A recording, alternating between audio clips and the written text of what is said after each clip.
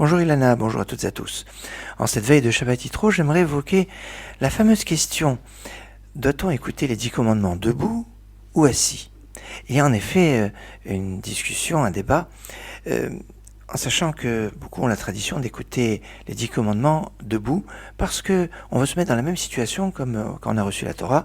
On nous dit que les enfants d'Israël se sont tenus debout sous la montagne, et donc ils étaient debout. Donc on se remet dans les conditions de la réception de la Torah. Et c'est ainsi la tradition qu'on retrouve dans les communautés ashkénazes et une bonne partie des communautés d'Afrique du Nord. Toutefois, Maïmonide et Rav Ovadia Yosef emboîtent le pas dans cet esprit et dit: mais attention, si on se lève pour les 10 commandements, on pourrait prêter le flanc de penser que ce que Dieu nous a donné, que la Torah, c'est que les 10 commandements, et que cette partie nous vient de Dieu, peut-être pas le reste, Chas v'Shalom, alors que pour nous, toute la Torah a été donnée par Dieu, depuis le Bet de Bereshit, depuis la première lettre de la Genèse jusqu'à la dernière lettre du Deutéronome. Tout est une révélation divine. Tout est message de Dieu. Ce qui est particulier dans les 10 commandements, c'est qu'il y a une concentration de l'ensemble de tous les messages. Tout est résumé de là. Mais il n'y a pas que ça qui a été donné. Toute la Torah a été donnée par Dieu. Et donc, pour ne pas se trouver dans cette situation, alors il y a un certain nombre de choses qui ont été instituées, comme par exemple ne pas lire les 10 commandements dans le cadre de la prière tous les jours.